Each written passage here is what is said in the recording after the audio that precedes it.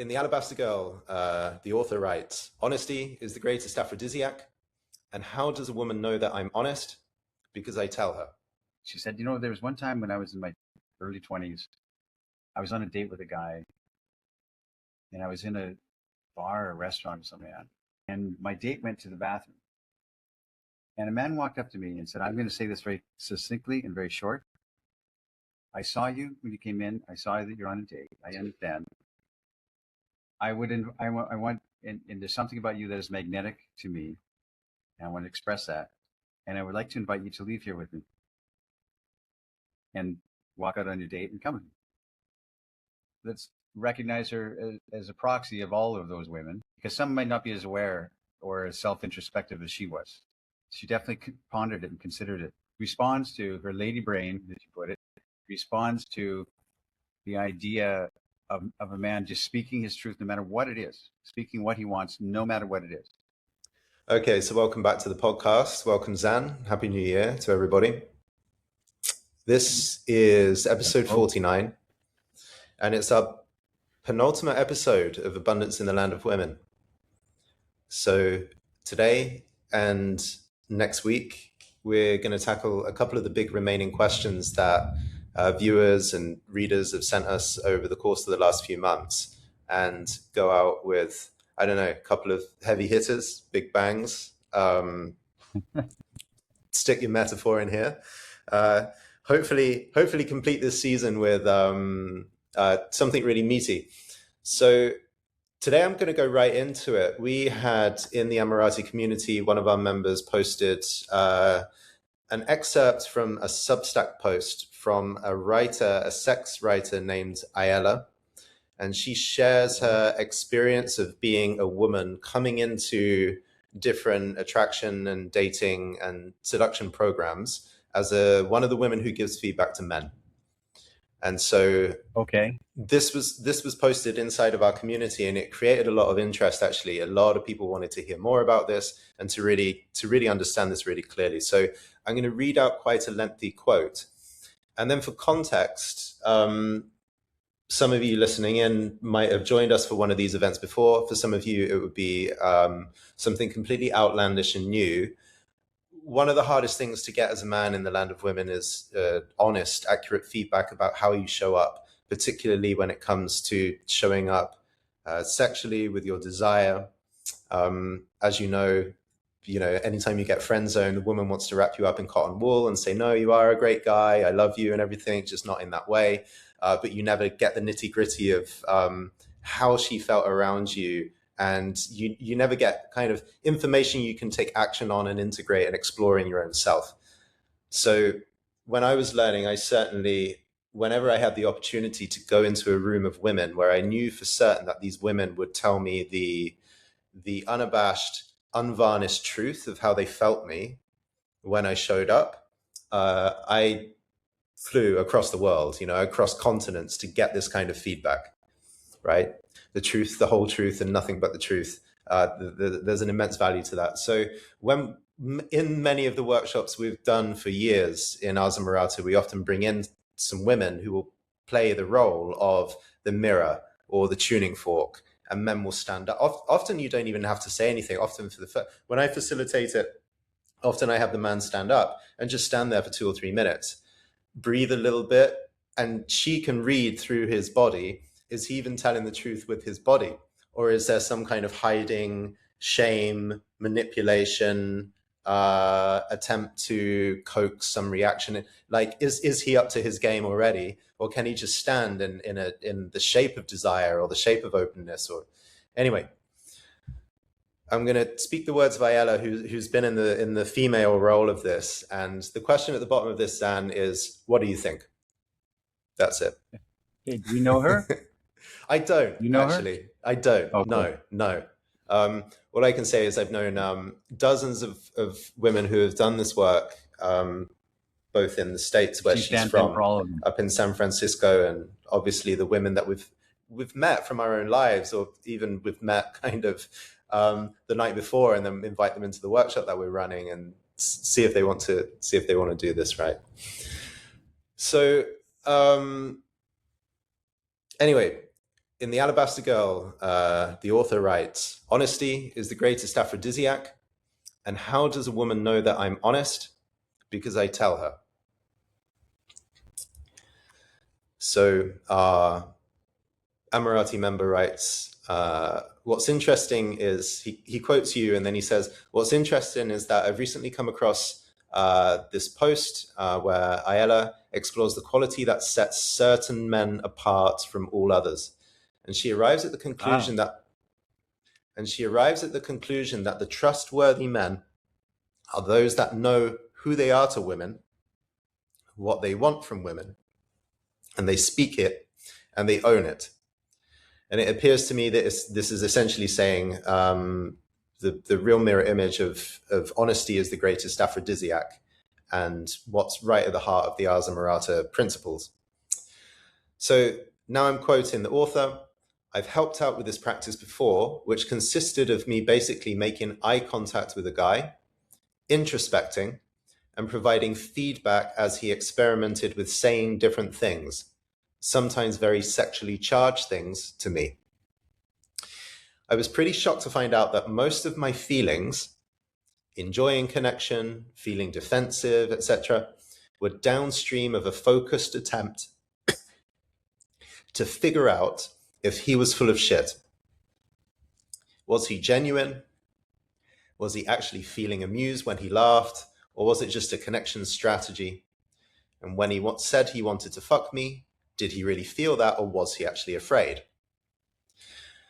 I noticed that actually quite a bit of the way that I felt around these men depended on the degree to which I believed that they were trying to conceal what they wanted.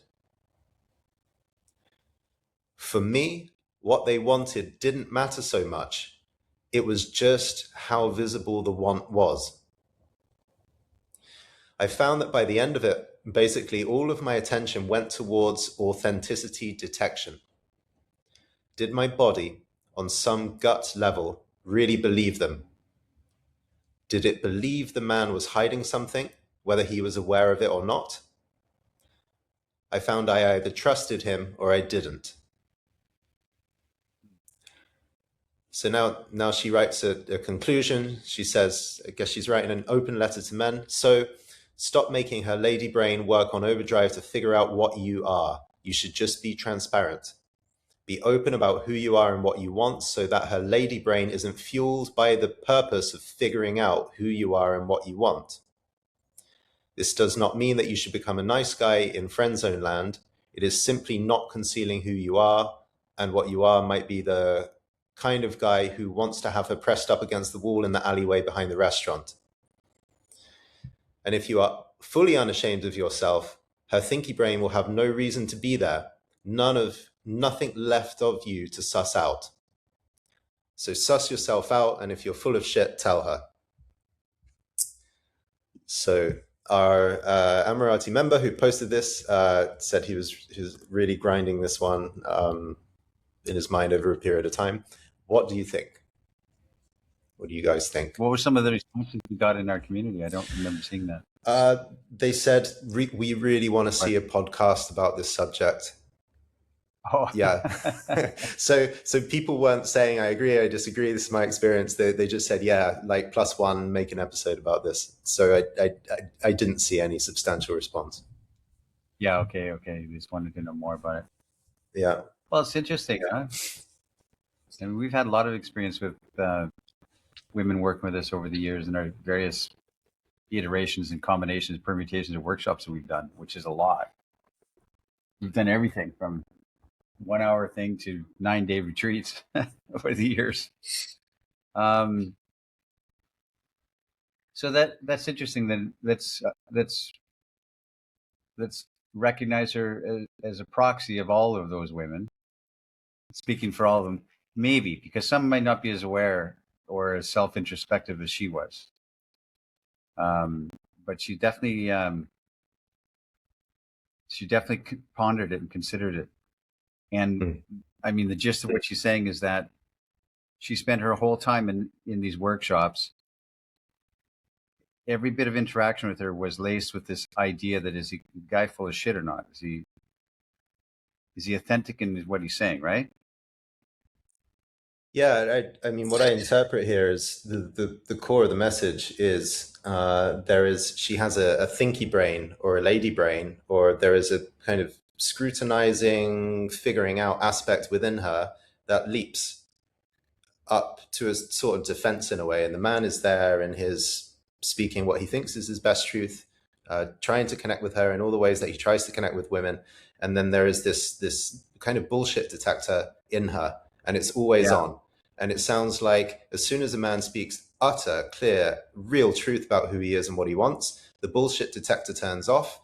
And if you can turn someone's analyzing mind off, she goes into a state of ease, openness, relaxation. But as soon as there is a maybe incoherence or the truth doesn't land,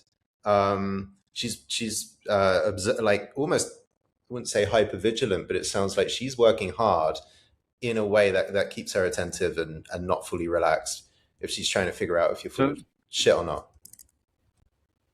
so the implication is that, especially with their last paragraph, is that this layers over top of real society and real life, the way men, how she responds to men in real life.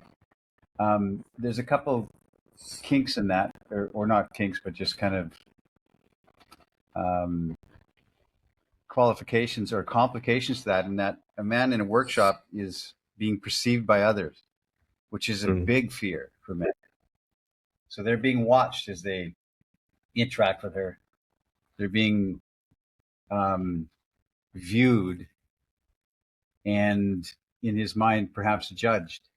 I remember a workshop I did, and one of my guys pretty recently, great guy, traveled the world, seen everything.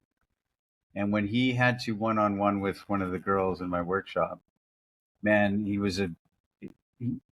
he was, I mean, he went through it, he did it, but he was just shaking and shivering like a, you know, like, an aspen leaf. And outside of that, he was fine. But when he had to go in front of the men and interact with her, the feedback girl, the Ayala, man, he was quivering, and not in fear, but just in just being put on the spot. I mean, a lot of men are very private with their, and maybe I would feel the same thing too, to be honest. Anyway, what I'm trying to say is that there's some layers there that maybe don't map over to real life, which is you're being watched carefully, and and potentially in your mind judged by others. And the other thing is she's a captive audience. She's there to receive, and to be receptive and to hold space. And so which is kind of an artificial thing as well. So, but I mean, um, the underlying theme of her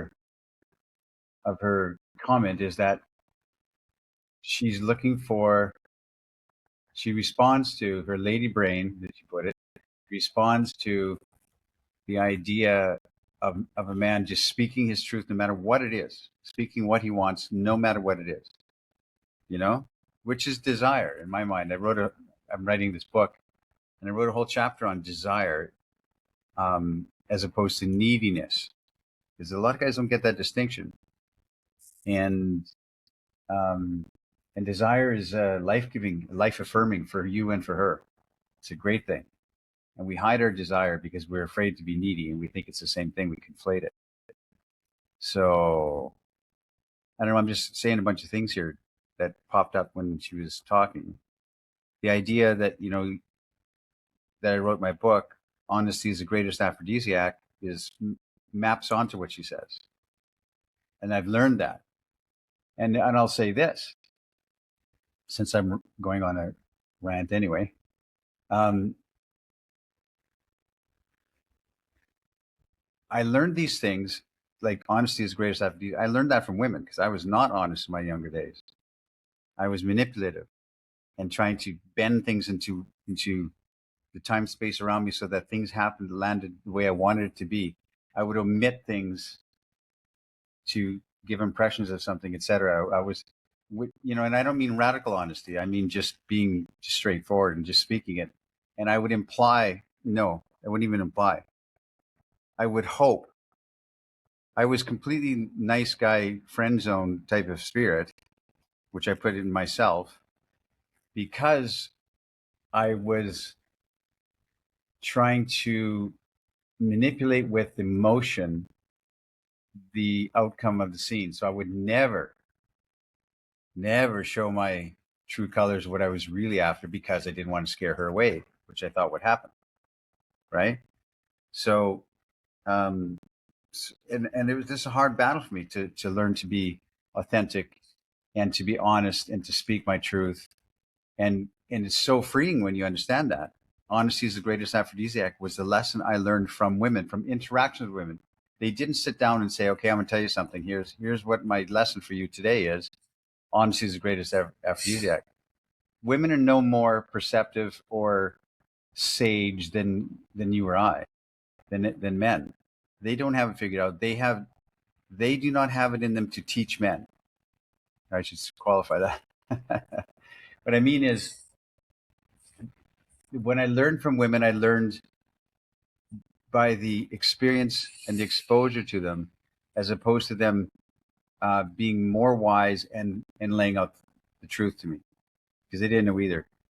And I learned just by from osmosis, from being with women, that wait a minute, when I express honestly what I want, um, there's a response that is magnificent. And how is this so? And when you express that to women, they say that's correct. Like this Ayala woman is very aware of that. So um, I've said this, which is controversial.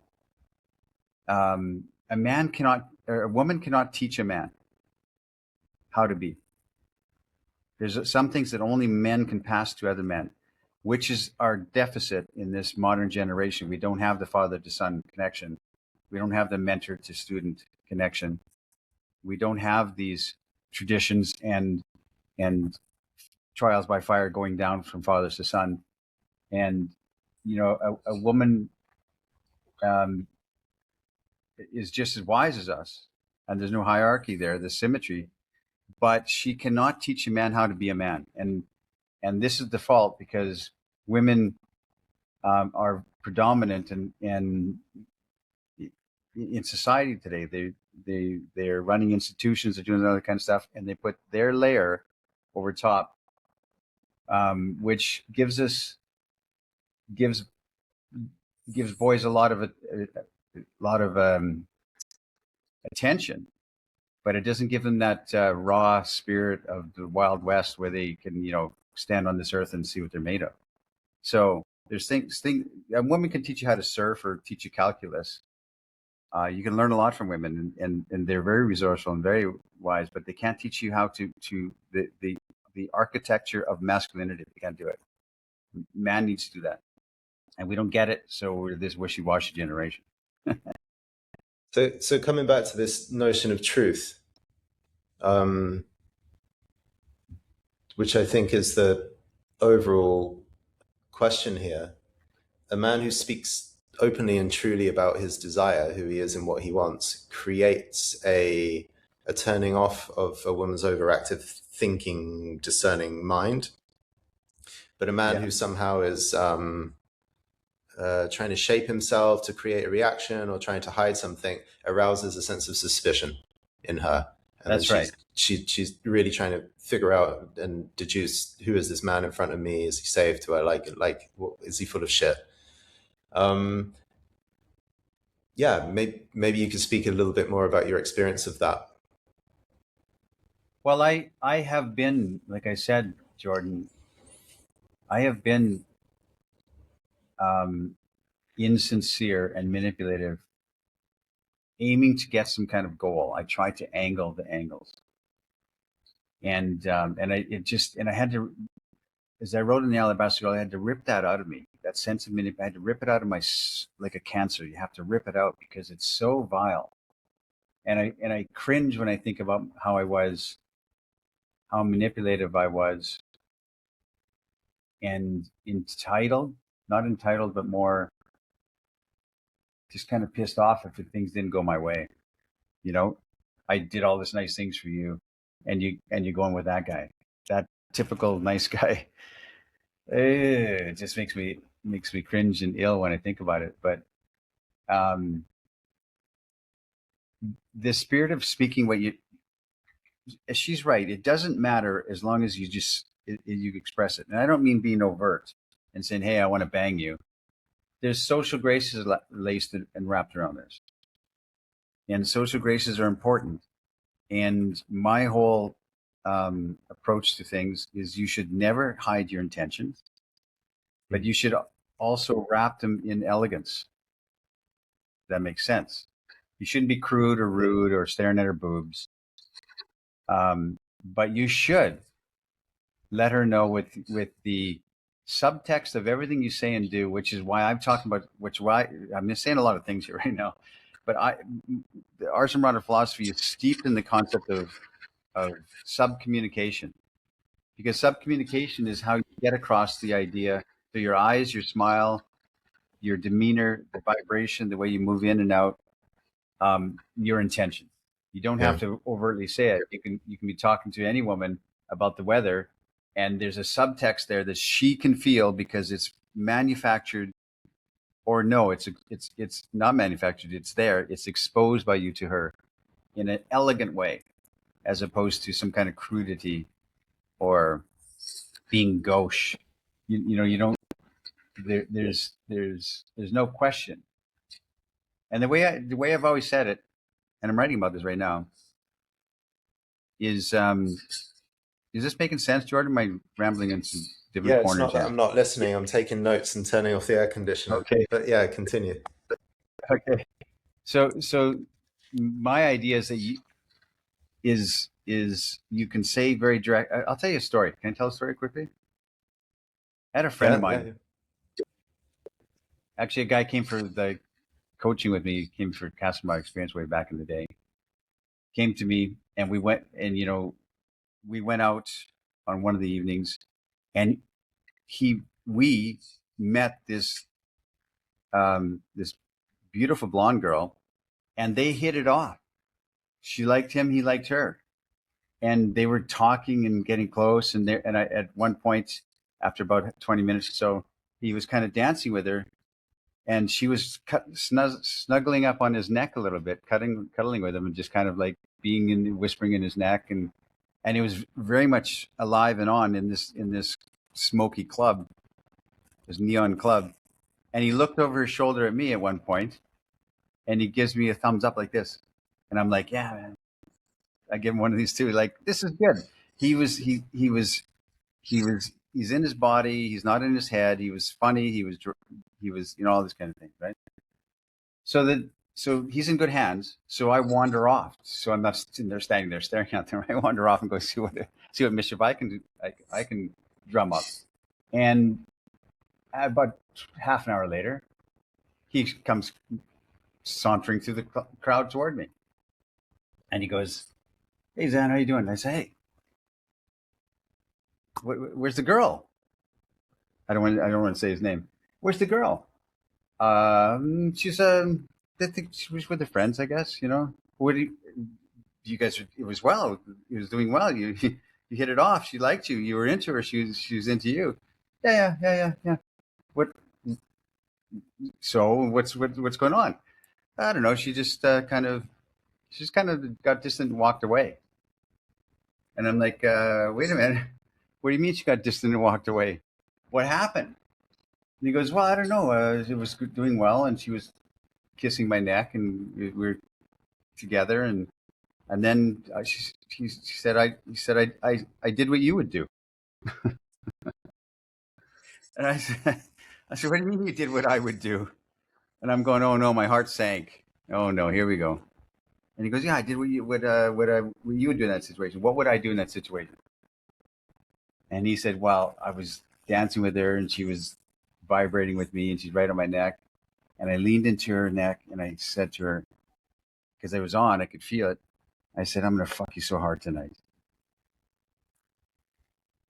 And she kind of like got distant, pulled back, polite, but kind of distant. And then one thing leads to another. I got to go find my friends, and she disappeared into the crowd. Oh my goodness! And I'm like, oh my swarthy son, my friend, my fine feathered friend. Oh my goodness, that's not something I would ever do. And I said to him, and let me describe it here. And people say, but that's honest, that's direct, that's what AL is asking for. No, I would push back and say that's not what she's asking for. In the right time and place, maybe she's already in your space, maybe. But what he said was, "I'm going to do this to you." In other words, you have no autonomy. There's no invitation. This is what I'm going to do. There's no there's no space for her to step into. Yes, I want this too. I'm going to do this to you, and it hits her like a hammer. Like, I'm like, here's what's going to happen tonight. Get ready for it. And I would never, ever, ever say something so direct or be that direct. The difference between what I would do and you could say the same thing, is to imply it, have her infer it. And let me give an example. If I was in that same position, my whole thing is couched in, I'm not going to do what he said is, I'm going to do this to you. My whole thing is couched in what if. In other words, imagine if. Can you imagine in another time and place, if only? These are the phrases that I wrap all of my anything I say in that. For instance, she's dancing, kissing my neck. I would say, "Can you imagine what would happen if we went home? Can you imagine? In another time and place, you'd be my girl. What if we were to leave right now and skip out on your friends and my friends, and we just what can you imagine we did that? No, I can't do that.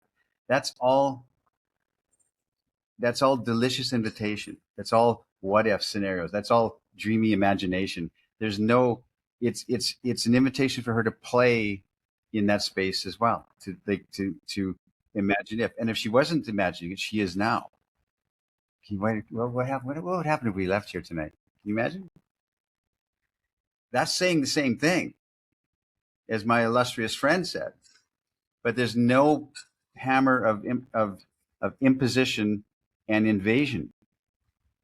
And did I describe that correctly, Jordan? Did I describe it right? That's very clear. What I'm hearing is you're giving a very different texture to what Ayala might be saying in her article or her voice to men, which is Yes. by listening to something like this, well, if a man is very honest and direct about his desire and his truth, then my thinky brain can turn off and I don't have to scrutinize him anymore. That might invite a generation of men to think, well, all I need to do is speak like really bold truth, regardless of whether it's invitational, grants autonomy, is a little bit obscene. Yeah. Everything that you might say to another person has its context and its time and place. But in general, a lot of people think, wow, all I need to do is say boldly, I want to fuck you. I want to take you home and Yeah. do this Yeah. to you, Yeah. Yeah. etc. And you're saying actually Yeah. the way in which you speak your bold, uncompromising, unfiltered Your desire directness. itself can be a catastrophe. And so you're saying be careful actually if you follow some of Ayala's advice, or if you take it Yes. at face value. But also, when you say things like "what if" or "can you imagine," this is not. I mean, it gives a spin of insinuation and invitation and all kinds of Yes. mischief to it. But it's not like you're hiding your intention here, because someone could say, actually, by Not at saying all. "can you imagine," isn't that like going around the houses a little bit, rather than just speaking your truth? I'm Zan, and I would like to take you out of this club and take you back to my house. Surely you're playing a game. You're putting a spin on the cricket ball. Mhm. That's not straight No. up. No. No. No. No. No. No. I mean, like I've said things in my past, like, um, you would be a great lover for me, whispering into her ear. That's not saying you're going to be. That's not saying I'm going to do this to you. That's you would be in another time and place. In other words, there's 100% clear invitation. I've even said stuff like even more direct, like you would let me do anything I want to, wouldn't you? What do you mean anything? Anything? Would you? No, I would not. Yes, you would. It's fun. It's play. It's an invitation to dance around each other with no containment, no entitlement, and no. Does that make sense? Yeah, I mean it's basically But it's super direct. you're saying and doing things that no one in the rest of the world of authenticity training is saying. Everyone's saying be very flat-footed and say I desire. You almost get this automated, robotic way of I saw you and I felt desire for you. Like you get a script of this is how you be authentic. You say these words with a sentence. And I mean, to train authentic, I've given these kinds of exercises to people. Start off by saying this, and then fill it in with your truth, but you end up becoming robotic. So it's a sense of your desire actually is bare. Like the face of your desire is bare. There's no hiding or guile in what you're saying, but the delivery of it is actually poetic, and it's not just like a forward-facing That's blunt right. truth. In your case, You said the correct word. There's no guile in what you're saying. There's no subterfuge. There's no yeah, subterranean hidden track. It is very direct, and it's very speaking. She knows clearly what you're saying, and you know clearly what you're saying. But it's wrapped, like I said, in elegance. You're being a gentleman, and gentlemanly qualities are rare nowadays. You're being Mhm. you're being a gentleman, but you're not being evasive. You're not hiding anything. You're winking and smiling and saying, "Hey, I have an idea." That's another thing I would say. I have an idea. We could leave. Would you like to go to another place? That's all invitational. Now let's get out of here and go to some other place.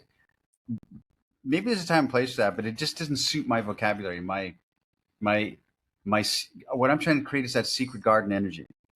So she's got this because women got the craziest fantasies, so I'm trying to tap into that a little bit, and activate that part of her, which is fun for her and fun for you.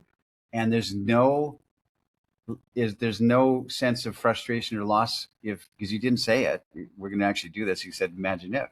I have an idea. I say that a lot. I have an idea. Like it just occurred to me, but it really didn't.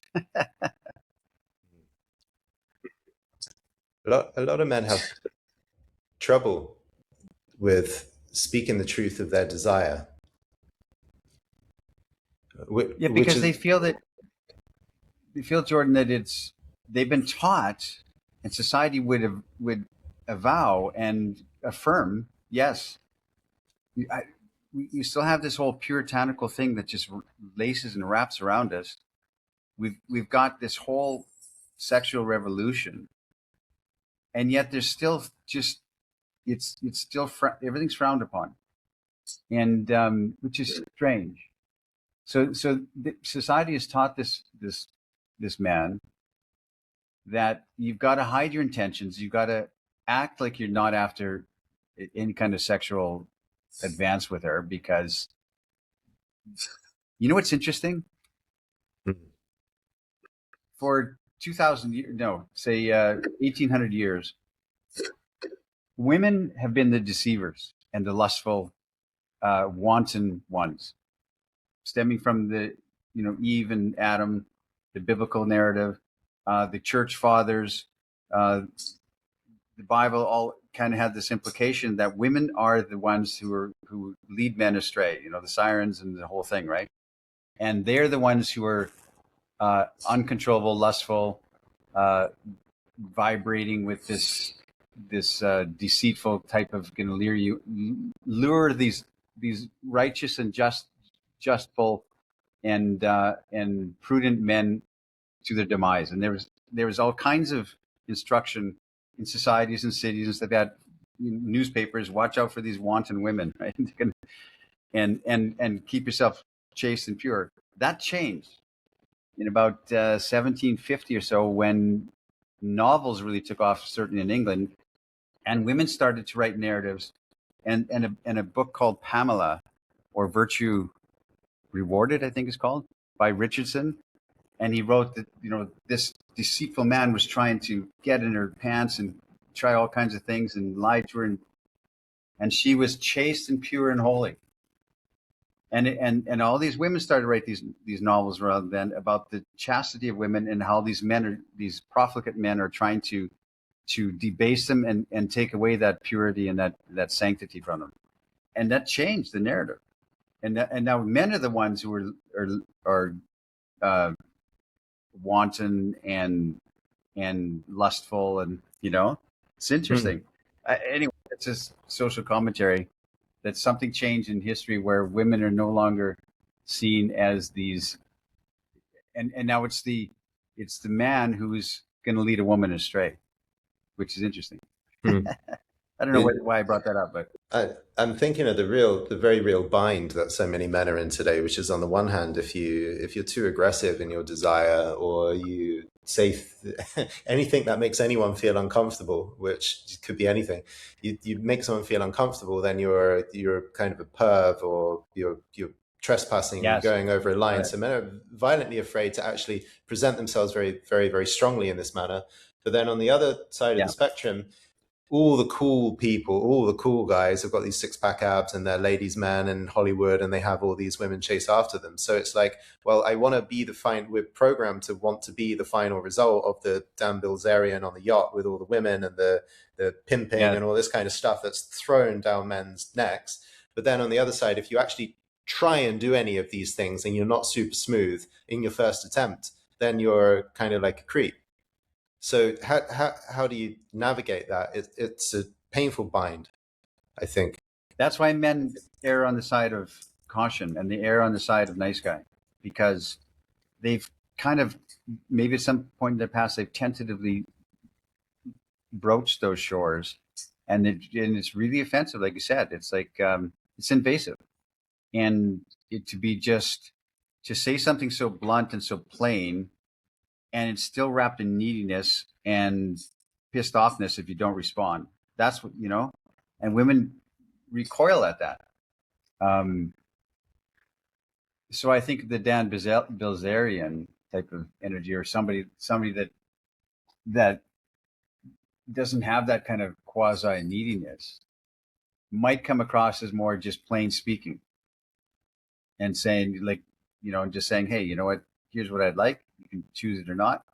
Which I've seen that, and but it still comes from a place of, if it doesn't happen, there's I'm not offended, or I'm not pissed off at you. I'm not angry. I'm not frustrated. It's just a suggestion. That's kind of the idea. So yeah, men are in a tough place because they're pulled one way or the other. I want to share a few notes that I've taken about this question, and since you've been speaking in the podcast, the first word that you brought up is intention, which I underlined. I'm still discovering really how powerful intention is. It's way more powerful than any words that are said. It's more powerful than any atmosphere or feeling in the room. Just the intent to want to drive things or lead things a certain way is really astonishing. For example, we have cats in our home, and very often the cats get some kind of infection or illness, and we have to put them in a box. I've actually got a cat backpack, and I drive the backpack down to the vet with the cat inside, and the cat needs to do is flush out his wound and take his antibiotics. Anyway, anyone who ever owned an animal is going to know, if you want to put a cat in the bag, as soon as you decide that you want to put the cat in the bag, the cat knows. And I do all kinds of things like walk away from the cat as if I'm not paying attention to the cat. But the cat knows that I'm going to try and put it in the bag. So he'll go on the highest shelf or underneath the bed or somewhere where I can't reach him, right? There is no way, and I've tried to be so clever with my voice and even with the direction that I'm walking in. I'll just go over to the sink and make a coffee. But the cat knows that very soon I'm going to try and put it in the bag. I cannot hide my intent, even like no matter how far away from the cat I walk or try and hide my intent. It's unhideable. Once I've decided with That's the amazing. intent that I want to go a certain way. I'm only just starting to grapple with this now. This whole thing about beauty, truth, and goodness, I think there Yeah. is clearly there's some kind of magic potential in this, and the effect that beauty, truth, and goodness has on the human souls that are around that instance of beauty, truth, and goodness is astonishing, right? So Dostoevsky says beauty will save the world. Your whole message, our whole message is, well, you know, what happens when you behold beauty? It can be utterly transformative. It stops you in your tracks. You know, you can be a hardened cynic, and you're, you know, the light of beauty comes in, and it changes a man's heart. Real beauty. And I think truth and goodness are equal. I know beauty is your favorite, but if we step back and be objective, truth and goodness are just another refraction of the same prism. My sense is truth has the same impact on the feminine mind or psyche that beauty has on the male. Sure, these things is more contextual, it's a bit more interchangeable. What I've seen with women, and what I've seen with women, both in these workshops, in my own relationship, is when truth is withheld, or when someone is bumbling and not getting to the point and to the direct sharp edge of the truth, it creates distress.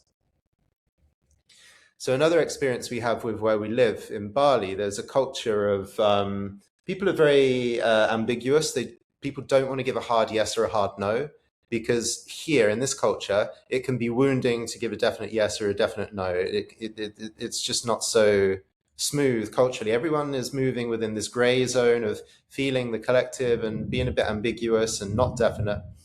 My girlfriend goes absolutely nuts with distress when people won't get to the truth and say, this is what's going on.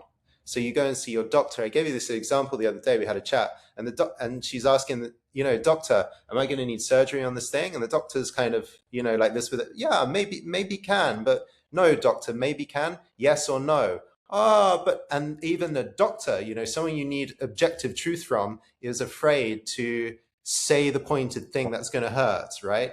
So my experience of truth is, by making truth cloudy and opaque, it creates distress. And I think what Ayala's talking about in this article is, when I'm beholding a man who's trying to say something to me, if his truth is not razor sharp, my thinky brain, or the way I figure him out, is a kind of like an activity, a defense and irritation, that if he just could, Yeah. one line, this is who I am and this is what I want from you, from a woman, from any, you know, it's great just to say, I want to run away from this workshop. I don't want anyone analyzing my body language ever again. You know, I want to give up on this whole shit.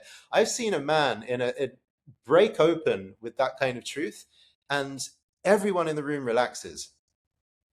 And it's amazing Wow. that when someone's hiding the truth and they go into some performance of trying to manipulate the truth, make it sound good, make them look good, protect everyone's feelings, often people breathe in and they don't exhale, to the point where everyone in the room is tense.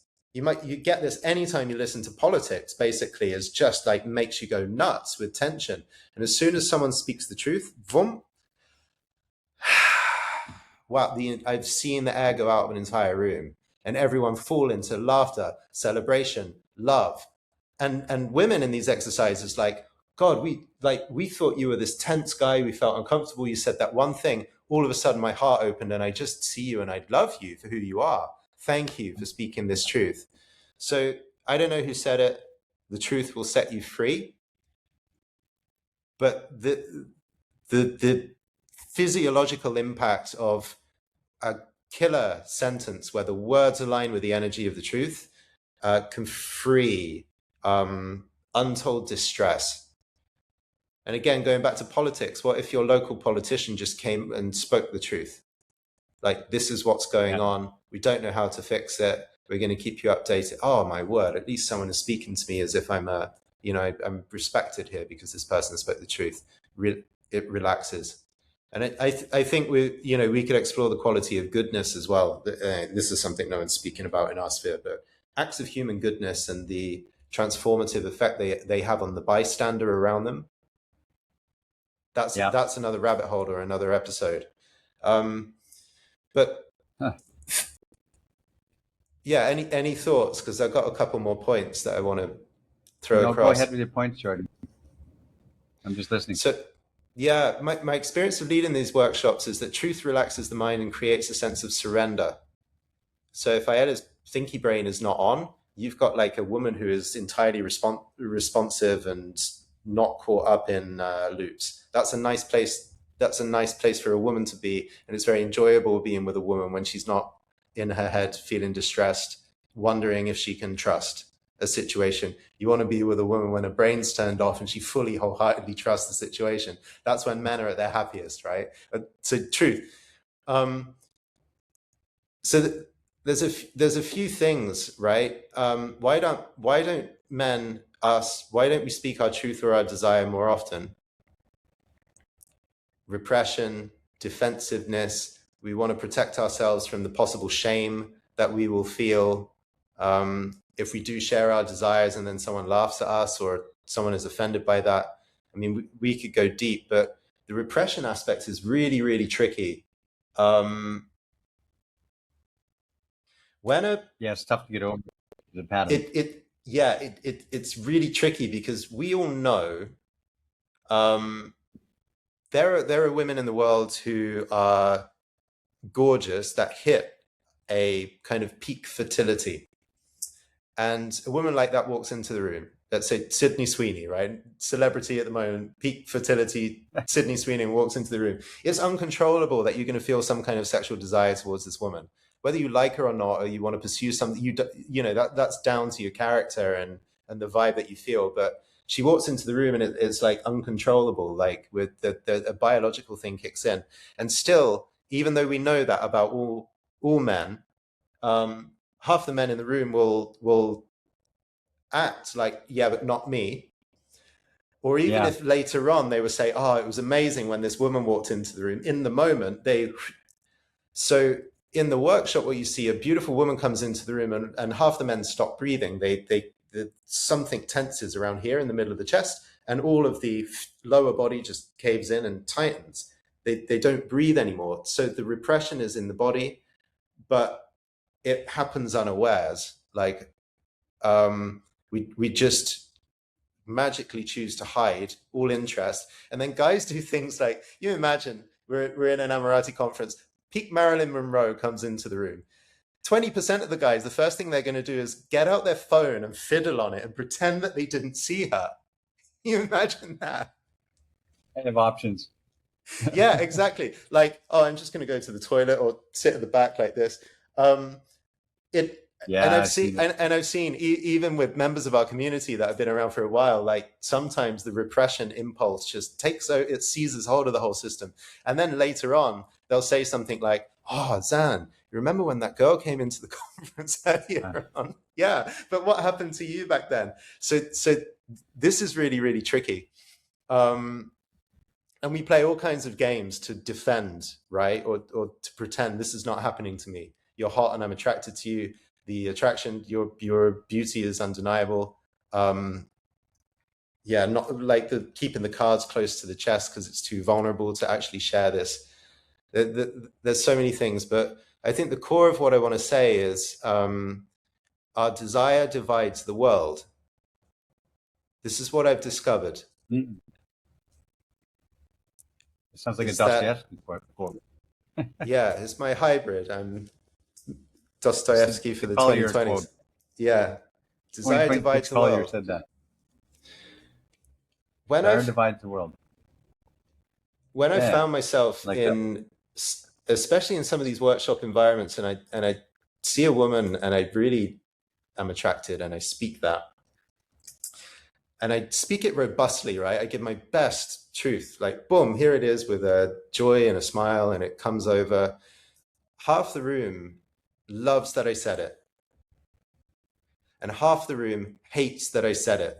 Like they'll be like, "What an asshole! I hate that he said that." For whatever reason, maybe they're just disgusted, or maybe they're usually there's a jealousy.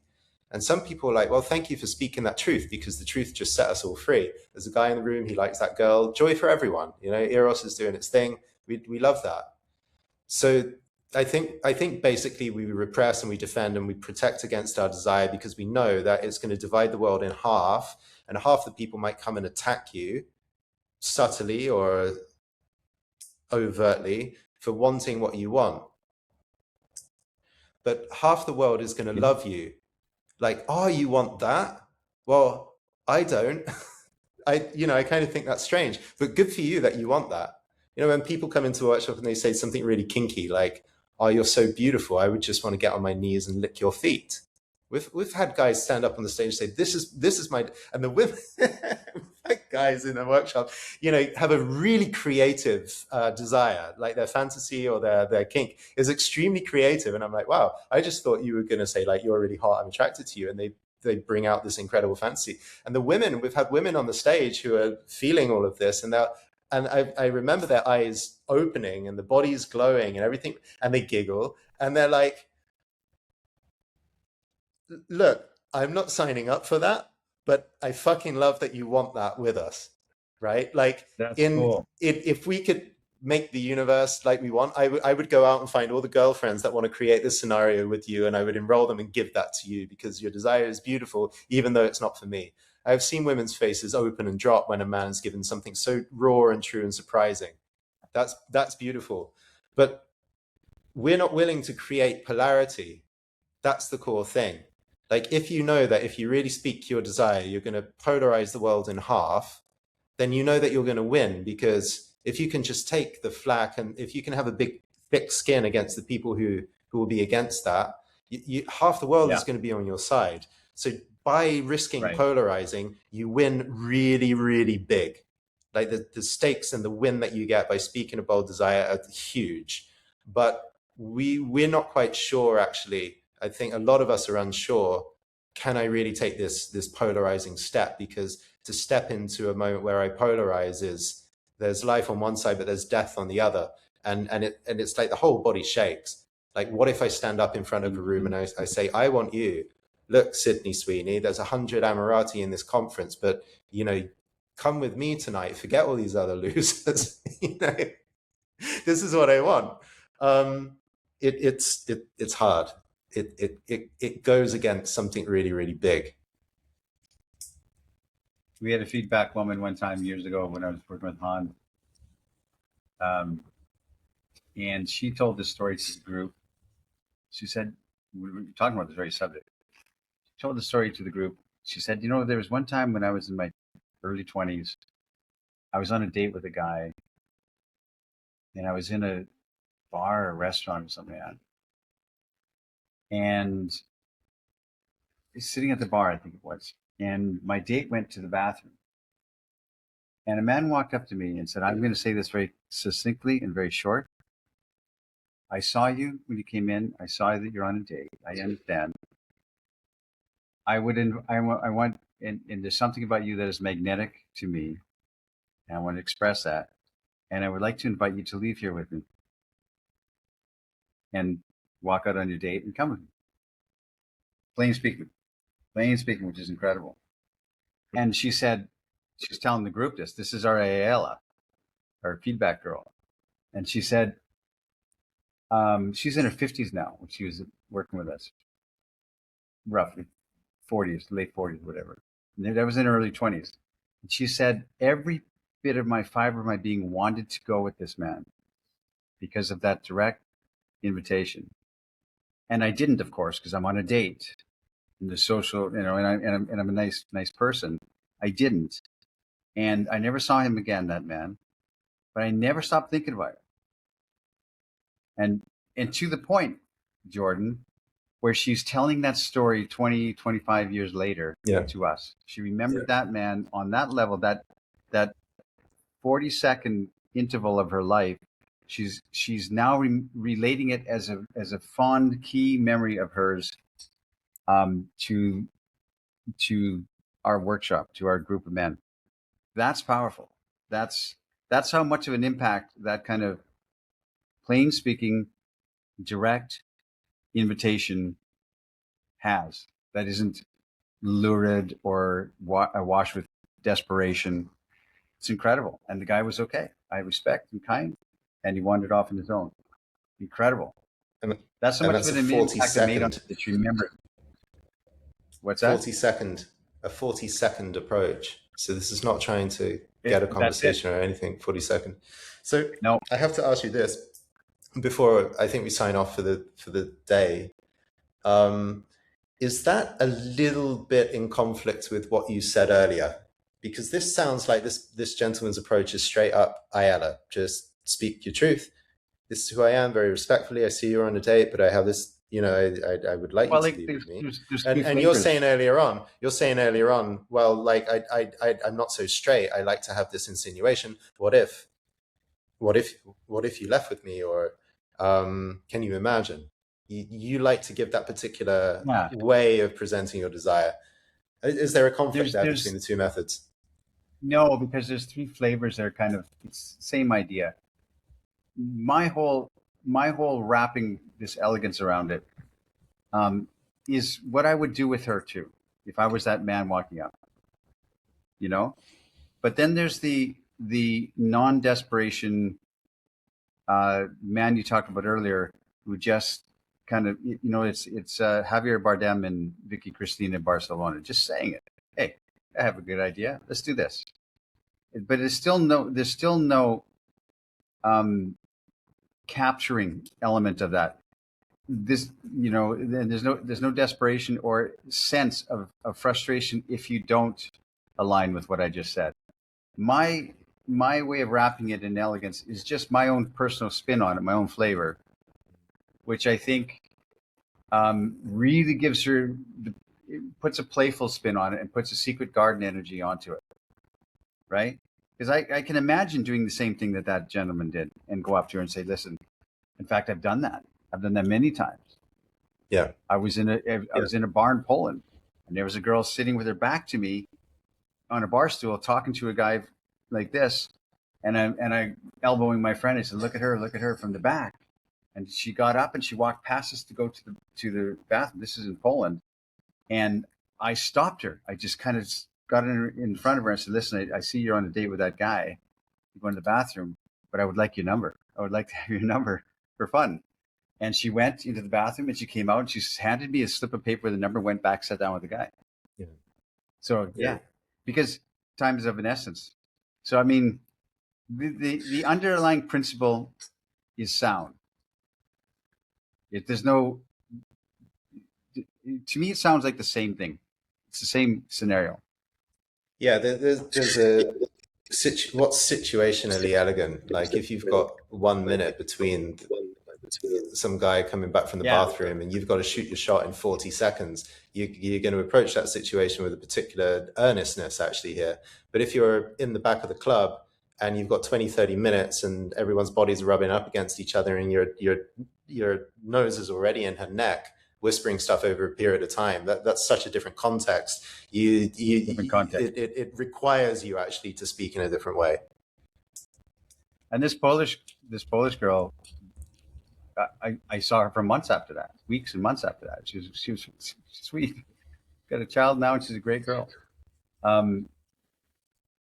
Yeah, so I mean, like that. To me, it sounds like it's all the same. There's no invasion of space.